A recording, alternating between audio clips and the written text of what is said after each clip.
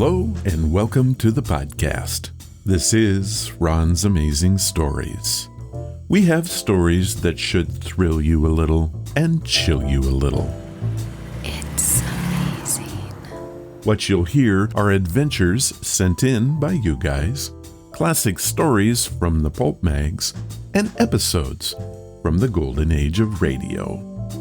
We have special segments like Ghost Stories with Sylvia. That's amazing. And These Are Your Stories. So settle in for the next hour and enjoy the show. One more thing. You just might want to prepare yourself to be taken away from today. Another 5-minute mystery.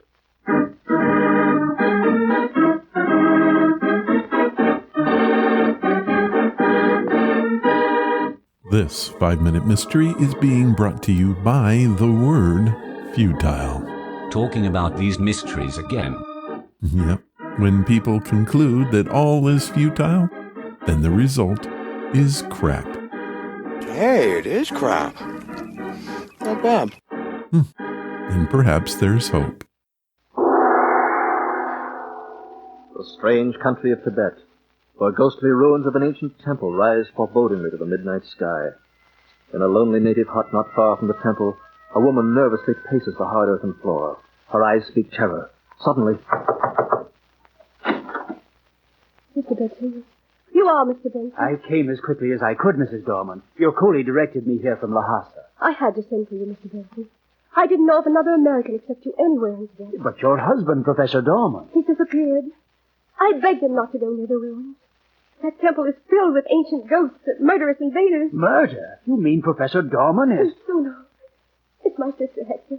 3 days ago, we found her dead, crushed to death by huge stones, there in that place. Your sister was here with you? Yes, helping Herbert in his search for the origin of the Chinese alphabet. But I thought you were Professor Dorman's co-worker. Yes, but Hector wanted to help, so I stepped aside. You see, when my husband and I reached India, we found Hector waiting for us. We were astonished to see her. Hector, how did you ever come to be here and To meet you and Emily. But why, Hector? We're going to Tibet. And so am I. That's why I came. Oh, no, you're not, Hector. You've caused Emily and me enough trouble. Herbert, she's my sister. I do believe Herbert's afraid of me, Emily. I'm not afraid of you, but I am afraid of the bad luck you always bring. I want to show you that I've changed. I want to go to Tibet with you and Emily. So she came. Just 3 nights ago, she went to the temple alone. She didn't come back. They found her dead. And now my husband, it's after midnight, and he's been gone for hours. The coolies won't go near the ruins, and I'm deathly afraid to go alone. Well, come along. He may be still alive. There's not a moment to lose. There's the path, Mr. Benson. How dark it is. Now, stay close behind me. If 2 people have been killed in this place, we... Herbert! It's Emily, Herbert. Where are you? In this darkness, the temple seems alive. I begged you not to violate this quiet. There's a force here, Mr. Benson. Something evil. Come along. Wait. Where shall we find my sister? Herbert! Answer me! It's Emily, Herbert! Mr. Benson. Look! In the beam of the light. He's dead. Struck down by that pillar of stone. No, don't go near him, Hector. Why? You call me Hector. You and your sister look exactly alike, didn't you? Yes, but... Then you are Hector. I know you are, and you murdered Professor and Mrs. Dorman. What was the clue that brought Benson to this startling deduction? In a moment we'll hear, but first...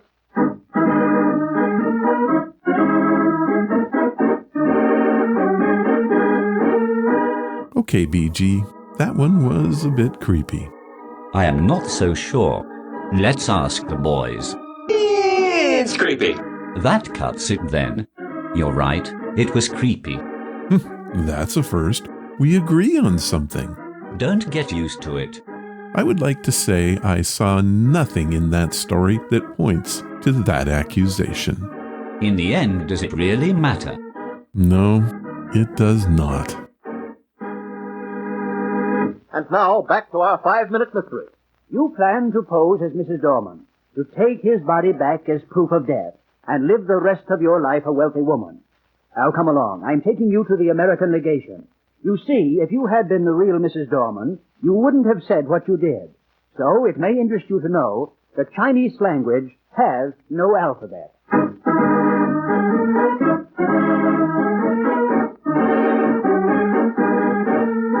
No alphabet? Come on, that's what tipped him off?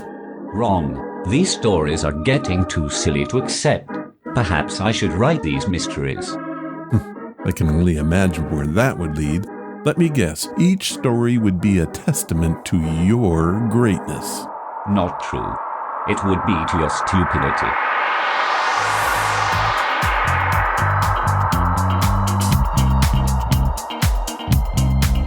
Is that you say? Hello, and welcome to the podcast. I think we have a banner show for you today. I'll be the judge of that. I'm sure you will. We have 3 great stories from you guys that feature a residual haunting, a ghost named Gary, and one from Essex, England. What about the story? Oh, yes.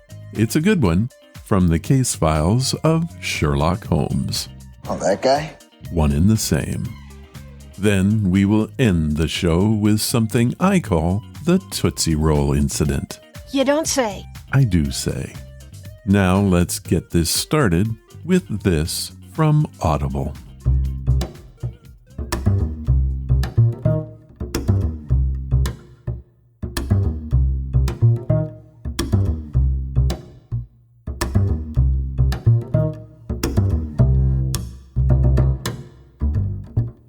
Today's podcast is brought to you by Audible. Get a free audiobook and a 30-day free trial at audibletrial.com/Ron's Amazing Stories. Audible has sponsored the show now since July of 2019. We have reviewed more than 140 audiobooks, and the list keeps growing. Did you know that Audible has over 200,000 books available? And a lot of those are included in the free catalog. Audible is amazing, and it is the perfect companion to Ron's Amazing Stories. If you like this podcast, you're going to love Audible.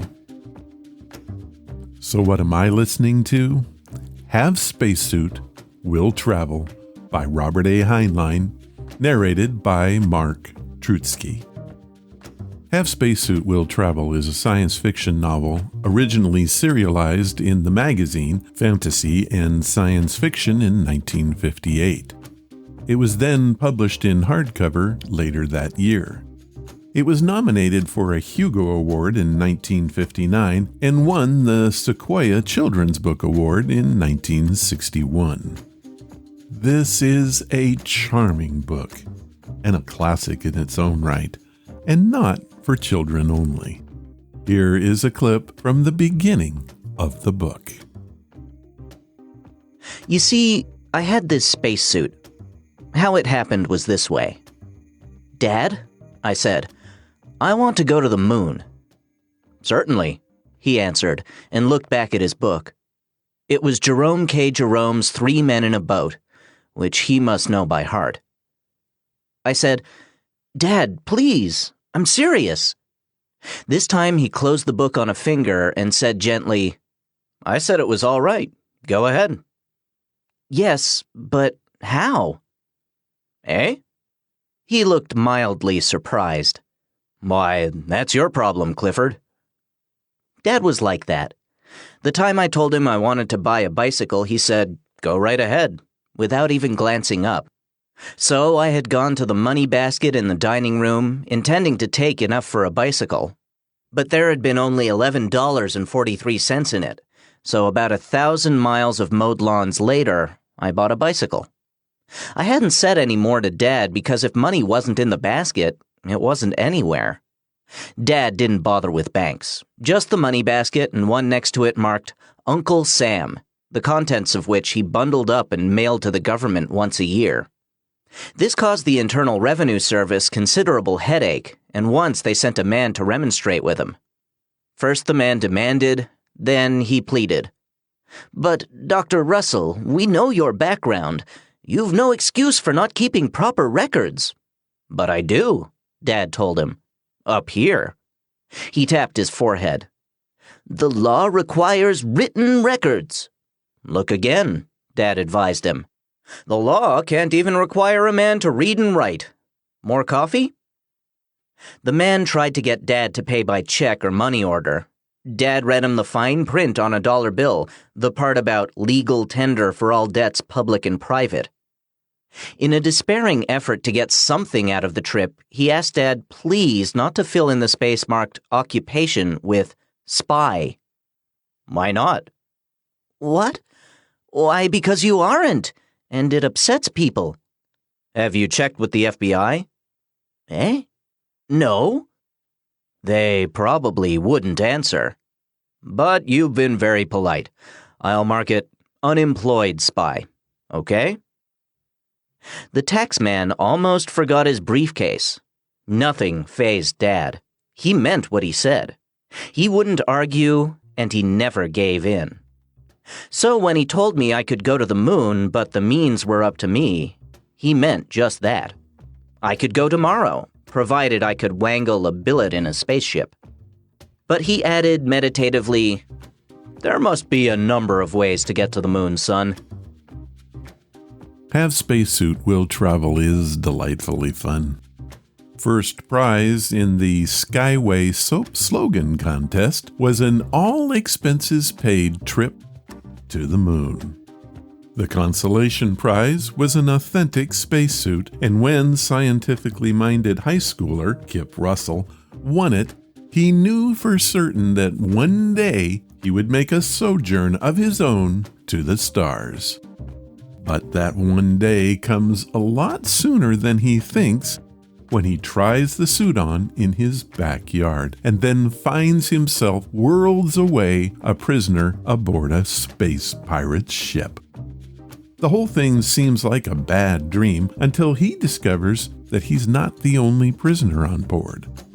Kip, along with the daughter of a world-renowned scientist and a beautiful creature from another planet, has been kidnapped by a monstrous extraterrestrial, and they're heading straight for what could be Kip's final destination. The hijinks, adventure, and downright fantastic storytelling makes this an audiobook for anyone looking for something different. Now, it was written in the 50s, but I swear this one plays as well as any modern science fiction novel can. It's truly wonderful, and Audible has made it free for all of us. All you gotta do is head to audibletrial.com/Ron's Amazing Stories. Here's what Audible has set up for us. They are offering a free audiobook and 30 days to give you the opportunity to check out their service. This also gains you access to the included catalog, which is updated constantly with new titles. So, to download your free audiobook today, go to audibletrial.com/Ron's Amazing Stories. Thank you, Audible. And now, it's time for your stories. These are your stories, sent by you, for you.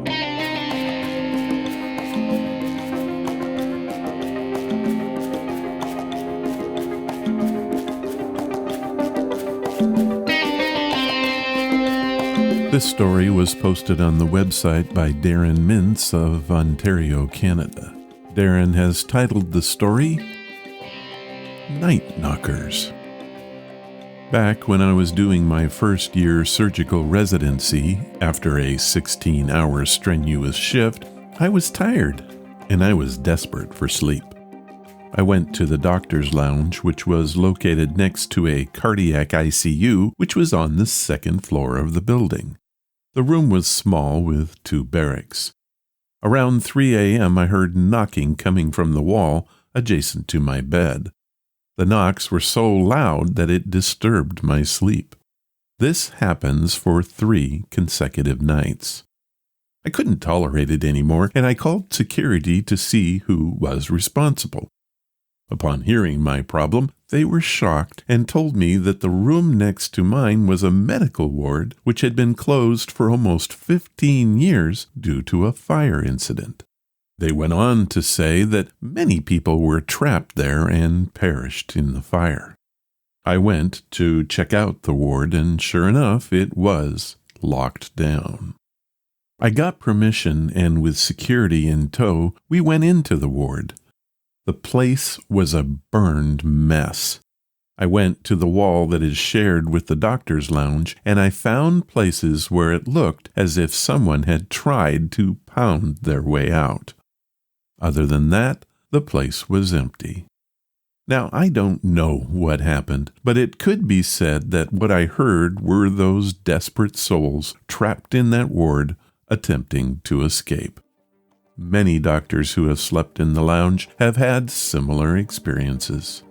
From that day onwards, whenever I pass from the second-floor lobby, it gives me goosebumps. Darren Mintz, Ontario, Canada. Well, that is a story that makes you say, I think the thing that got me were the marks on the wall. That just sounds creepy. Thank you, Darren, for sharing your story. This next tale was posted on the submission page by Candace Milkware of Mason, Arizona. Sorry if I didn't get your name quite right. Google wasn't very helpful with the pronunciation. I have titled this one, Gary the Ghost. Hi everyone. I just wanted to start this off by saying I am a skeptic. Or at least I was until a couple years ago. I had just got with my then boyfriend. I was staying over, and during the day I heard some tapping right next to me. I sarcastically asked him if he had a ghost, to which he responded, "Oh no, why? What's happened?" However, he had many experiences in which he previously had not made me aware of. Skip forward a few months, and we were married. We decided to live in his place, and let me tell you, it's been anything but spiritually quiet. There have been random noises, and someone keeps walking up and down the stairs at night. I set up a desk in our spare bedroom for my work, and on the top shelf I placed 2 bobbleheads that we had made of ourselves. I placed them in the center, facing me. One day I went downstairs for lunch, and when I came back, my bobblehead was on the other side of the shelf, facing the wall. I might point out that I was totally alone that day. My first thought was, this ghost doesn't like me. It was then we began referring to our guest as Gary. The next event is a really weird one. My husband has seen Gary in the night as a dark silhouette. I hadn't until I felt like I had been woken up. I opened my eyes and I saw a silhouette by my side of the bed. I frantically shook my husband, who woke and could also see it. The creature started to move towards me, and it waggled its finger at me.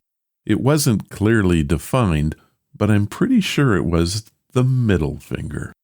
Now I'm absolutely freaking out. Everything I have ever read says shadow men means bad. We asked for help from a pastor of a local church. He came over, but he refused to bless the home. He said that doing so went against his beliefs. As he was about to leave, his hat came flying off the table and hit him in the face. He ran out of there, and we never heard from him again. Strange things keep happening. Books fall off the shelves, keys get lost, and even our dog has barking fits at things we just can't see. My husband is looking into finding someone to come speak to Gary, but I don't know if that'll just upset him more. Ron, do you have any thoughts?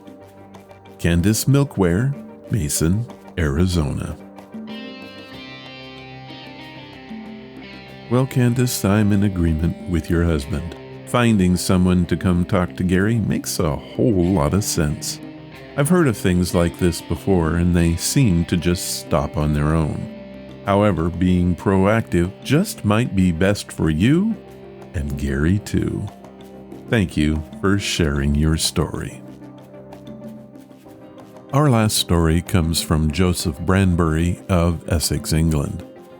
Joe sent this one in via the story submission page and has also posted it on Reddit. He has titled it, "It Did What? To Spiderman?" Hello, I'm Joe, and I'm 15 now. But at the time of the events of this story happened, I was around 10 years old. Also, please ignore my crappy grammar. It was the winter of 2017, just before Christmas, maybe 2-3 weeks before. My sister Ellie started noticing stuff moving, but she thought, no biggie, we have 3 cats that roam around at night. But it got weirder. She started seeing orbs flying around her room, and objects were being moved to places that, well, cats can't move them to. So my mom, who knows about these things, manages to move these ghosts out of her room, and we all thought it was over. Until it affected me. It was kind of the same thing that happened to Ellie, but much worse because it moved my teddy bears while they were in my hand. I thought it was my other sister, Antonio. We all thought that she was just trying to scare us. Then at night, my TV started turning on by itself and then tilting sideways. This repeated for around 3 or 4 days. Then it happened. While I was trying to sleep, I noticed that all of my Spider-Man posters started turning by themselves. My thought was, I don't want to die like every teen in a horror movie does. So I screamed as loud as I could, and I ran to my parents' room. The whole family woke up. When we went back to my room, all of the posters were stuck on the wall by only one blue tack. The next day I burned them all, and I got new ones. This all continued, and like before, my mom took care of it. These days we're all still waiting for it to happen again. Joseph Branbury, Essex, England. Okay, that's just scary. Also, I'm sure even Spider-Man didn't think much of it. Again, this sounds like poltergeist activity. My question would be, was there any emotional stuff going on with your family at the time? Just a thought. Thank you, Joe, for sharing your story.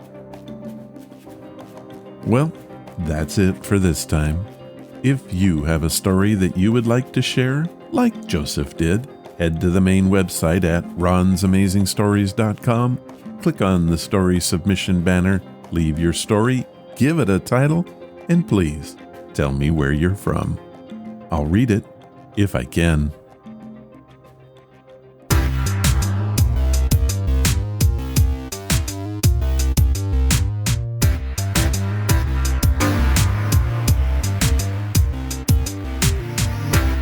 Our featured story comes from the Sherlock Holmes franchise. From the onset, the series was billed in different listings under various titles, including Sherlock Holmes, The Adventures of Sherlock Holmes, Sherlock Holmes and Dr. Watson, and the most remembered, The New Adventures of Sherlock Holmes. This is what we're going to play today.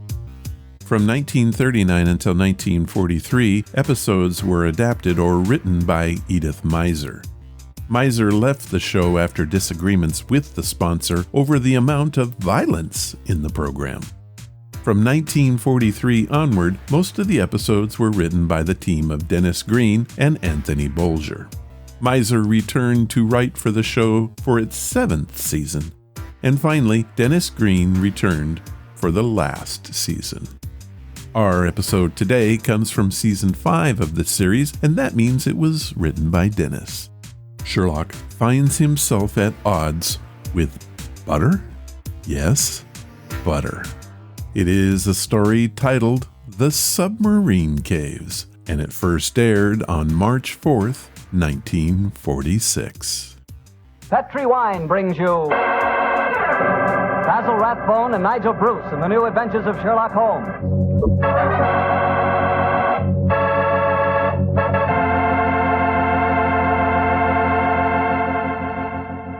The Petrie family, the family that took time to bring you good wine, invite you to spend the next half hour listening to Dr. Watson tell us another exciting adventure he shared with his old friend, that master detective, Sherlock Holmes.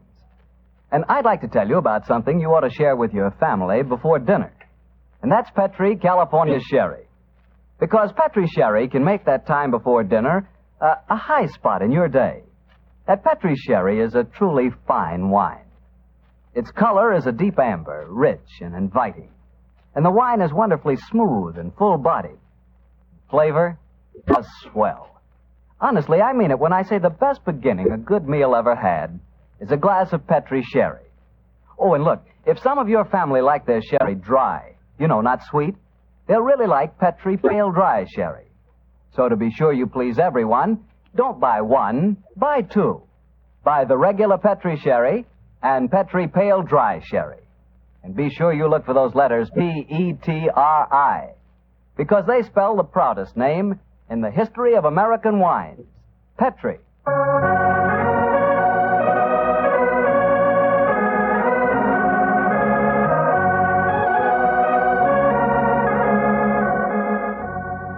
And now I know our good friend Dr. Watson's expecting us. Let's go in and join him. Come in. Good evening, Doctor. Good evening, Mr. Bartow. Say, how are you feeling, Doctor? All over that attack of flu you had? I'm feeling very much better, thank you, my boy. I'm still a little weak. We old fossils take much longer to get over that sort of thing than you young fellows. Well, you take good care of yourself, Doctor. You've got a lot of friends, you know. Oh, I'm very glad to hear that. Thank you, Mr. Bartow. And now settle yourself down, and I'll get on with tonight's new Sherlock Holmes adventure.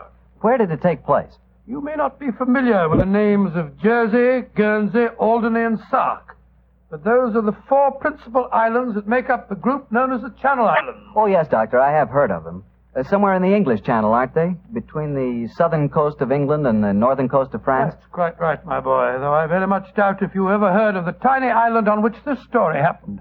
It was the island of Garth, a minute but self-contained spot with a population of just under 1,000 inhabitants, subsisting, and from what I saw of the island in those days, subsisting very well on its dairy products. Was it under the rule of the British government, Doctor? No, Mr. Bartell, not exactly. You see, the island belonged to a family by the name of Horn. The head of the family, who was known as the Seigneur of Garth, was an independent ruler owing nominal allegiance to the King of England. That allegiance was expressed by one of those traditional ceremonies in which the Seigneur annually presented 1 pound of freshly churned butter to a representative of the British Crown. Times haven't changed much, have they, Doctor? Pound of butter is still worth a king's ransom. But tell me, what were you and the great Sherlock Holmes doing on the island of Garth? Well, I'm just coming to that, my boy, if you'll give me a minute. It was in the summer of 1896 when, to my utter amazement, Holmes informed me that we were going to the island of Garth as the official representatives of the British Crown to accept the annual presentation of butter. At the time, I must confess, I couldn't see why Holmes wanted to accept such a ridiculous mission. It was only as we approached the island in a small fishing boat that he told me a great deal more was at stake than a pound of butter. Unfortunately, Mr. Bartell, I'm not much of a sailor, and as the wind was blowing hard and the sea racing, I'm afraid I wasn't a very intelligent companion.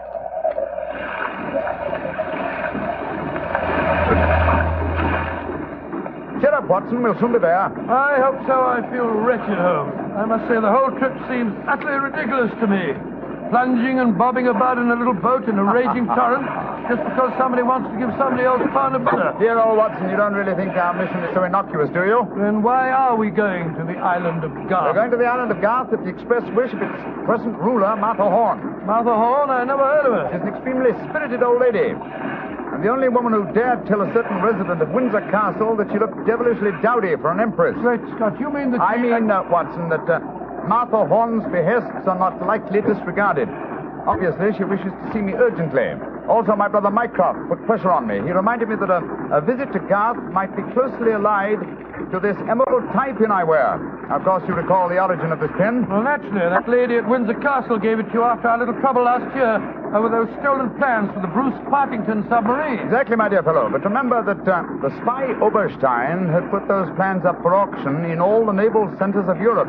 Some hint of their nature must have leaked out.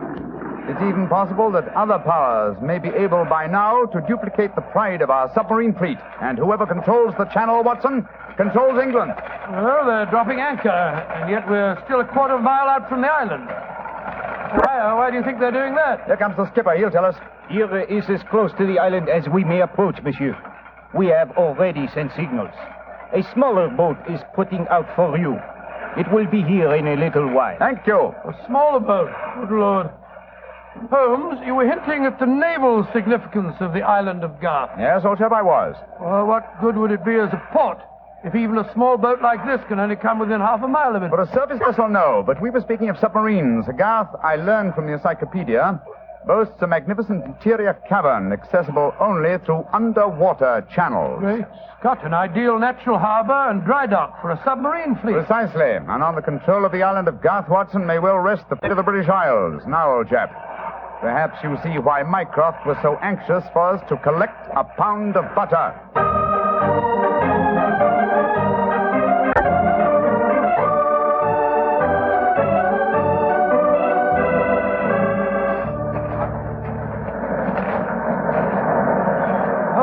Doesn't it seem wonderful to be on land again? First the fishing smack, and then that wretched little rowing boat. Then the bucket swinging us up the face of the cliff. Now at last I can stretch my legs. Steady, old chap, steady. Let me give you a hand. You'll soon get your land legs back again. Thank you. I'm a bit shaky, I must confess. Hello? Who's that couple walking towards us? Our welcoming committee, no doubt. How do you do? Mr. Sherlock Holmes and Dr. Watson. Permit me to present myself. I am Dr. Hugo Oberwald. How do you do, sir? How do you do, Doctor? And this is Mrs. Reeves, the housekeeper at Horton Castle, where you will be staying. How do you do? How do you do, Mrs. Reeves? Welcome to the island of Garth, gentlemen. We were deputed to come and greet you and take you back to the castle. We can walk there across the cliff tops. It isn't very far. Ah, splendid. I think my friend will appreciate traveling on terra firma once again. Dear me, Herr Doctor. You are not a good sailor, perhaps? No, perhaps about it, sir. I had a miserable crossing. I am sorry to hear it. I trust your short stay at the castle will be some recompense for the journey. The formal presentation of the butter will take place tonight. There will be no reason why you gentlemen cannot return to the mainland tomorrow. Oh, thank you, Mrs. Reeves, but it's more than likely that we shall stay on for a few days. Oh, it will be quite unnecessary. I'm afraid that is a matter for Mrs. Horn and ourselves to decide. I'm afraid that Mrs. Horn is incapable of making any further decisions. Oh, what do you mean, madam? Obviously, you have not heard, but the news is slow in reaching the mainland. Mrs. Horn died yesterday. Died? Good Lord. A natural death, I suppose. But, of course, I attended her myself. A simple case of heart failure. the poor lady died in her sleep. Shall we begin our walk to the castle? By Jove, Holmes, this changes things. You suppose it was a natural death? I suppose nothing, old fellow. But in almost 20 years of practice, I can recall precisely 3 clients, actual or potential, who died natural deaths. Come on, let's follow them.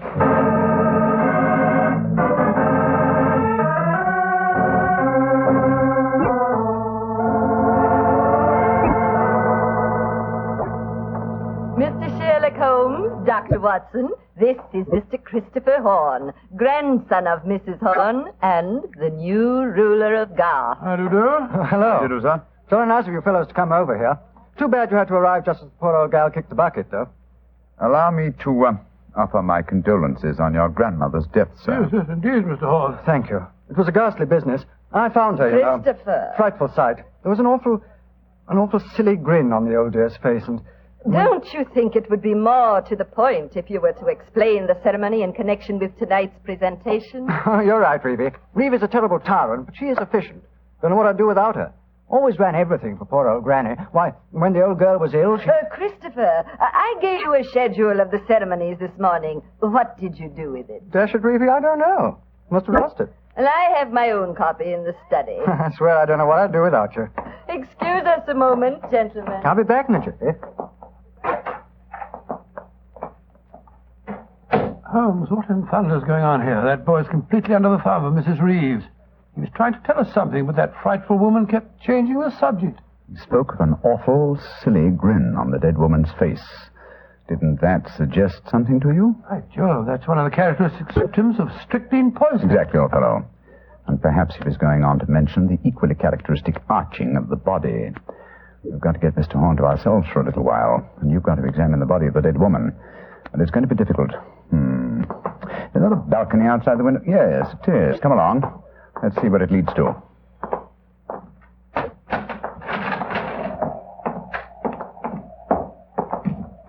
The balcony seems to lead right round this particular wing of the castle.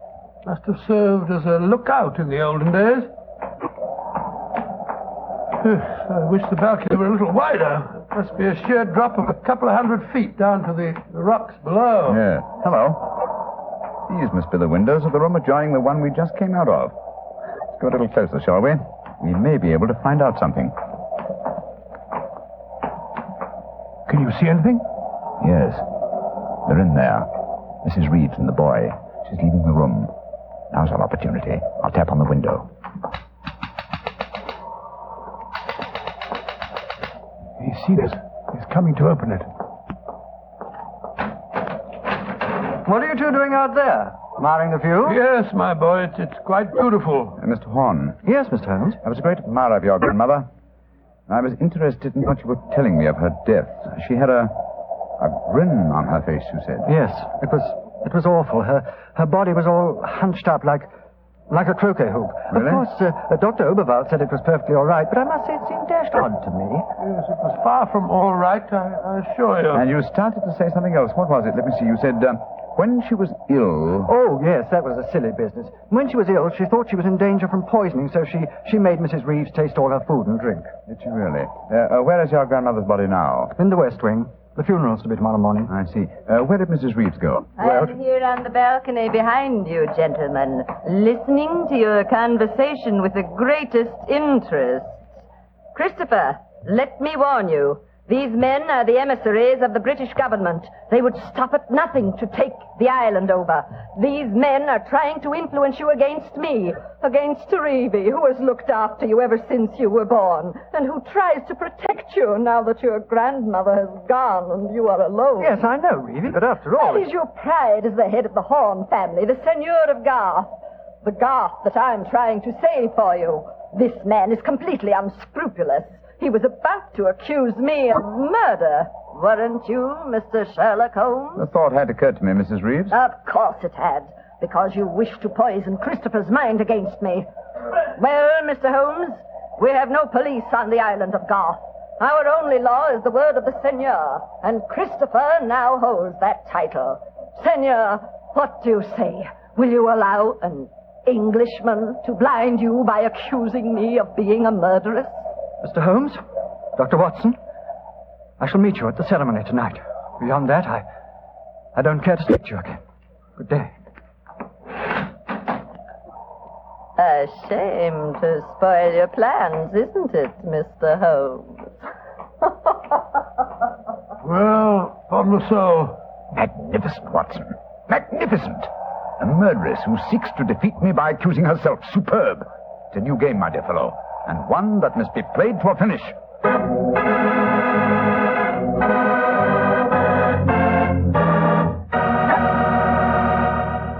We'll hear the rest of Dr. Watson's story in just a second, so I'm just going to remind you that right now is one time you'd really enjoy a glass of Petri California Port. You couldn't ask for a more delicious wine. Petri Port, with its deep, rich red color and its heart-of-the-grape flavor, is one of America's all-time favorite wines. Petri Port is wonderful after dinner and perfect to serve when company comes. Try it. But just remember that when you want the kind of port I'm talking about, you've got to make sure it's Petri Port, because all Petri wines are good wines. Dr. Watson, this is certainly an unusual story you're telling us tonight. What happened after Mrs. Reeves left you and Sherlock Holmes standing on the balcony? We retired to our rooms and had a quiet and lonely lunch. Though the great man said little, I could see that he was deeply excited and that his keen brain was evolving some plan that would enable us to solve the mystery of Mrs. Horn's death. After lunch, We started to descend the stairs leading to the main hall of Garth Castle. As we did so, Holmes said... Watson, we're in no danger ourselves. Mrs. Reeves knows that we're here as emissaries of the British government. Yes, and if we didn't return with the butter within a few days, there'd be a British dreadnought here, looking for us. However, I am in danger of one of my worst defeats. My professional pride is piqued. If only I could... Watson. Yes, Holmes? If at any time today I slip you a note, don't read it at once, but... Here comes Mrs. Reeves. Precisely, Watson. I entirely agree. If I do not make the test on Mrs. Horn's body within 24 hours of her death, it will be useless. I must make it by 3 o'clock this afternoon. Mr. Holmes. Oh, yes, Mrs. Reeves. I want to apologize for my behavior before lunch. I was intolerably rude. Oh, please, no. Whatever my quarrels may be with British politics, I at least owe to both of you the duties of hospitality. That's very gracious of you, Mrs. Reeves. I wonder, would your hospitality also include a personally conducted tour of the subterranean caverns for which this island has become internationally famous? Would they really interest you? Well, I'm afraid that my friend and I won't have the time. Oh, yes, not at all, Watson, not at all. We have plenty of time, as long as we're back here by 3 o'clock. I'm sure Dr. Oberwald would be delighted to join us. He has made quite a study of the unique rock formation. Oh, that's splendid. It should prove a most interesting excursion. But, Holmes, why do we want to go stomping around a lot of damp and smelly caves? Only exercise will do us good, old fellow. Will you lead the way, Mrs. Reeves? And please remember that it's most important that I return here... I remember, Mr. Holmes. You must be back here by 3 o'clock.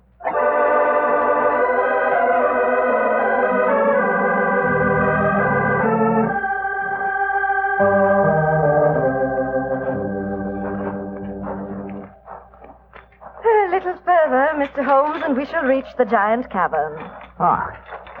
Most interesting. Watson and Dr. Oberwald seem to have lagged behind us somewhat. They will be here in a moment. There. This is the giant cavern. Magnificent. Truly a miracle of nature. It's a natural submarine dry dock hewn out of the rocks. Yes, Mr. Holmes. And in the olden days, only the smugglers who inhabited this island knew the entrance that leads to this cave. The first seigneur of Garth found a cache of untold wealth hidden here. Really? Silks, jewels. There are still the remains of some of the finest Calvados brandy stored among these rocks. Indeed. An incomparable drink. Would you care for some? It is our custom whenever visitors honor us with their presence to offer them a glass. I should be delighted. There is a natural shelf here in the rock. Perfect hiding place. There you are, Mr. Holmes. And here is a glass. This is a rare privilege. I imagine that very few people have been offered it. Only our most distinguished visitors, I assure you. This cavern is completely inaccessible from the outer sea, I presume. Completely. Unless, of course, ships could swim under the sea. Which, as you know as well as I, they can, Mrs. Reeves. Even outside the imaginings of Jules Verne. Indeed. Would you care to explore a little deeper? The others will be with us soon.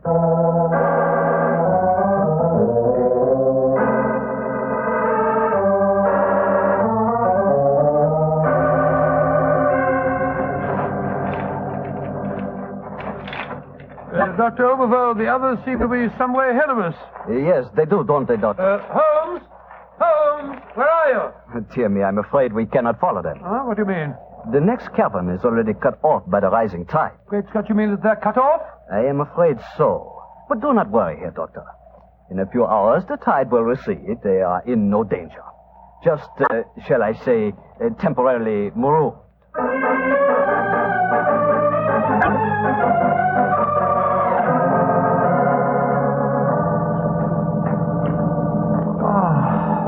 I can't understand it. I'm getting confoundedly sleepy. I'm so sorry. I'm afraid that we stayed here longer than I intended. I fear that we are cut off by the tides. Cut off?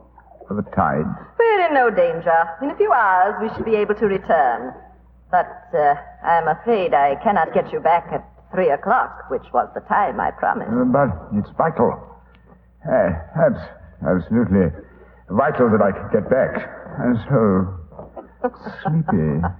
But please, keep talking. Must keep awake.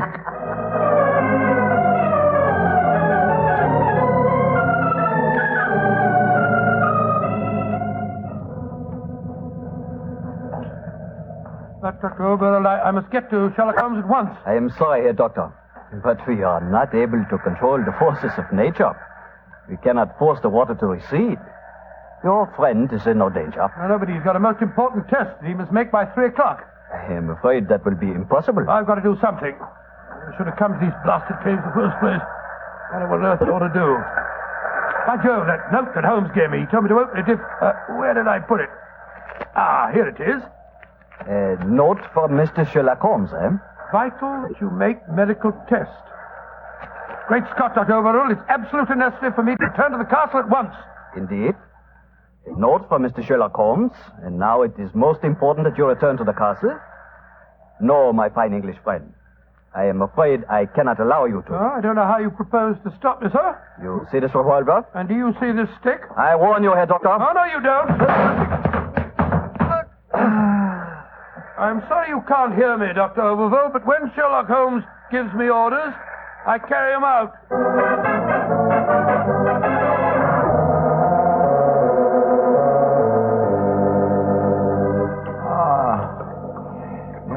Mrs. Reeves, are we still trapped by the tide? What time is it? 5 o'clock. I'm afraid that you'll be a trifle late for your important appointment. What a pity. You deliberately trapped me here. You drugged the brandy and kept me a prisoner. Did I? Now, why should I do that, Mr. Holmes? Because you're greedy for power. That's obvious in your domination of that pleasant though weak young man who is now Senor of Garth. I'm sure your beliefs would find support in certain ideologies now arising in Germany. Your choice of a German doctor as an accomplice in your plans would support that theory. And what might my plans be? I should say that you're determined to give Garth as a submarine base to Germany. With this island in their power, they could control the channel. Very interesting. And I suppose, as well as being a spy, I'm responsible for Mrs. Horn's murder? You and Dr. Oberwald between you.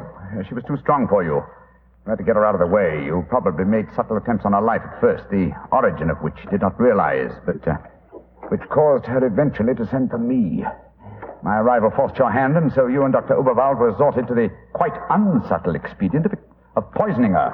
All pure supposition, Mr. Holmes. The only law on this island is Christopher Horn. Do you suppose he'll believe you? No, I suppose he won't. You've outwitted me, Mrs. Reeves. I walked into your trap just as you intended me to. Then in that case, you may collect your pound of butter tonight and return to the mainland tomorrow. Mrs. Reeves, how much longer do we have to wait for the tide before we can make our way back to the castle? We can leave now. We could have left at any time. There's another secret entrance that is above the tide level. I merely had to make you overstay the hour of your test. I could not risk Christopher's seeing definite proof. Come now. I shall lead you back. You fool.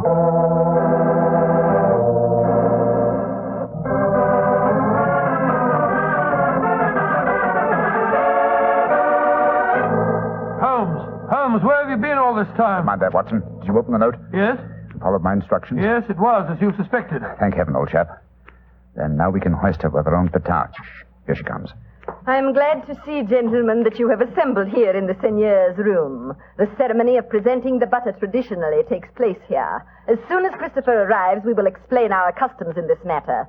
Dr. Watson, I trust that Herr Oberwald proved an interesting companion on your excursion this afternoon. Yes, indeed, most interesting. We had a discussion of the relative merits of the walking stick versus the revolver. I think I was able to make my argument fairly convincing.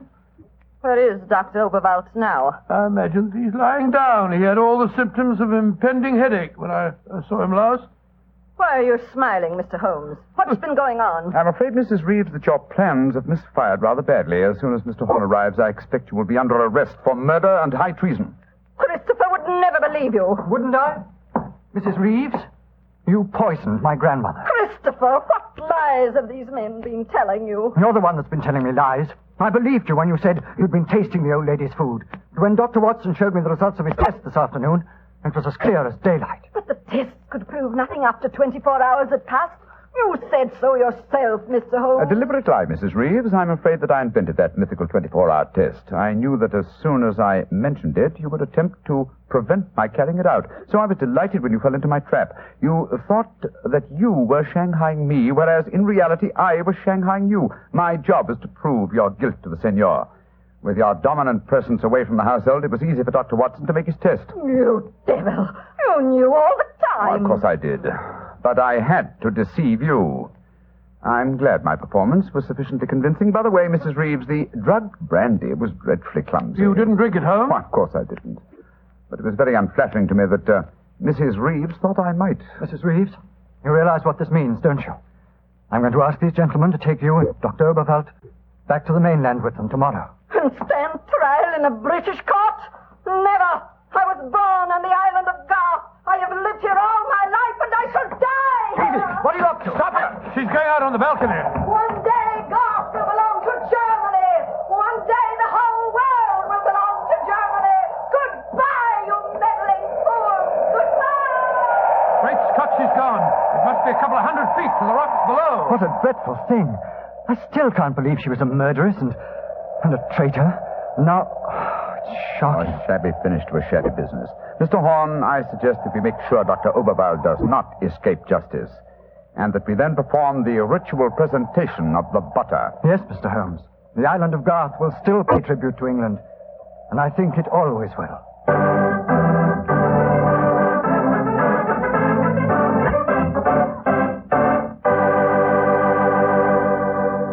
Well, Doctor, that was some story.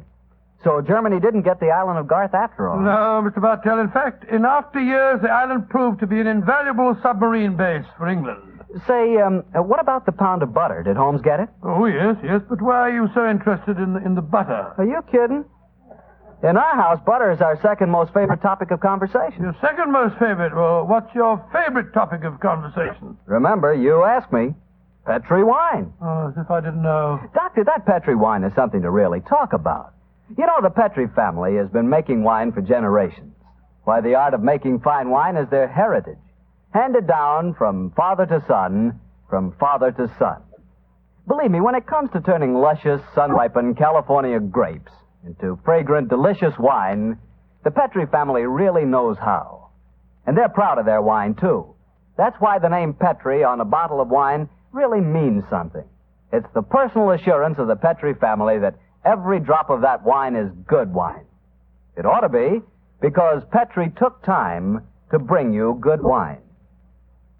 Well, Dr. Watson, what new Sherlock Holmes adventure do you have lined up for us next week? Next week, Mr. Bartell, I'm going to tell you a story that took place on the Sussex Downs many, many years ago.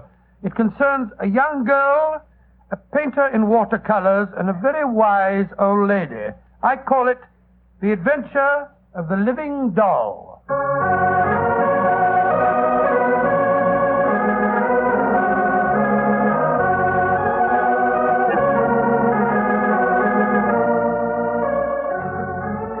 Tonight's Sherlock Holmes adventure was written by Dennis Green and Anthony Boucher and was suggested by an incident in the Sir Arthur Conan Doyle story, The Adventure of the Bruce Partington Plan.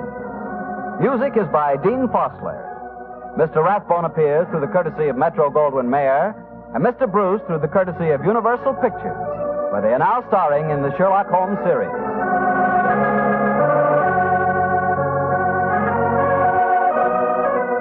The Petri Wine Company of San Francisco, California, invite you to tune in again next week, same time, same station. Sherlock Holmes comes to you from our Hollywood studio.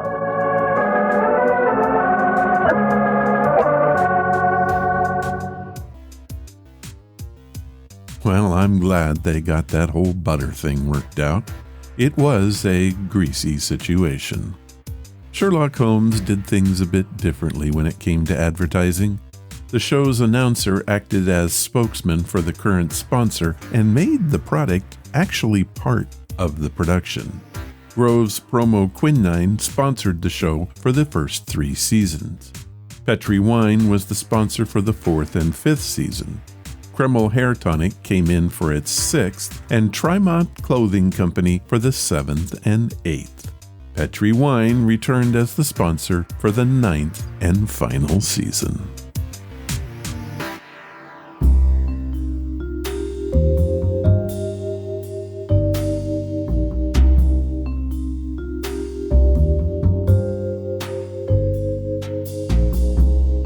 Not so important times in history.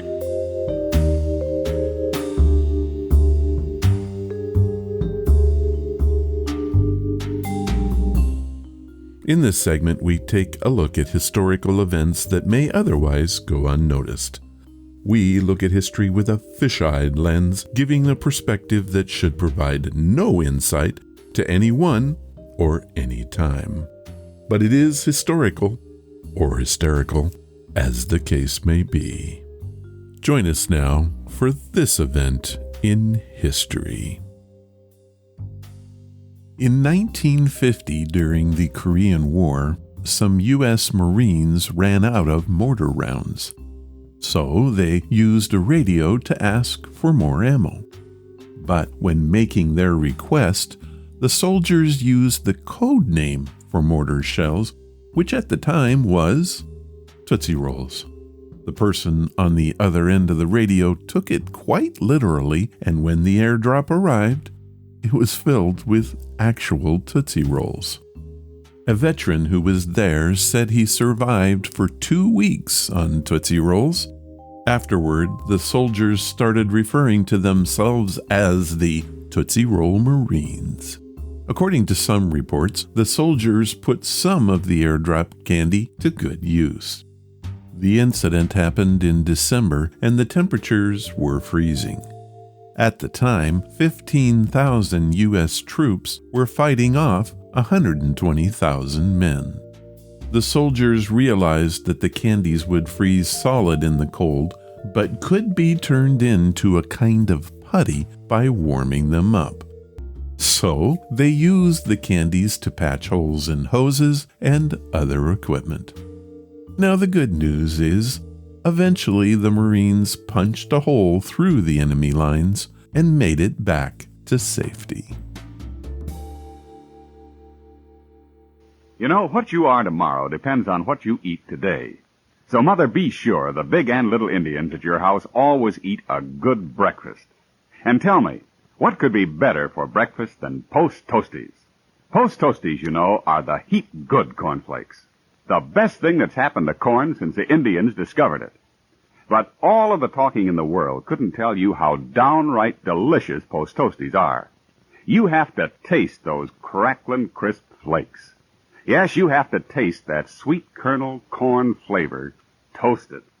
Then you know how perfectly wonderful breakfast can be. Put Post Toasties on your shopping list right now, Mother. Just watch how your whole tribe goes for them. Remember, Post Toasties are the heap good cornflakes.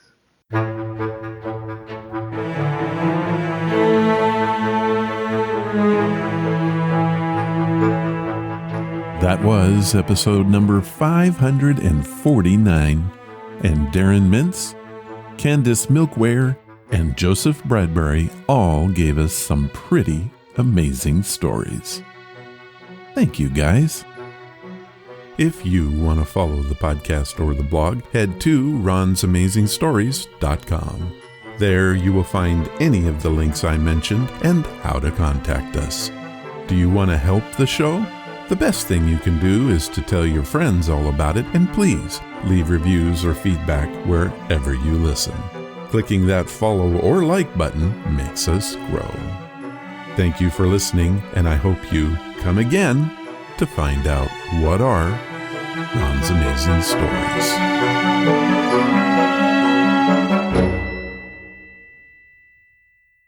All of the vintage audio used in the podcast is believed to be in the public domain.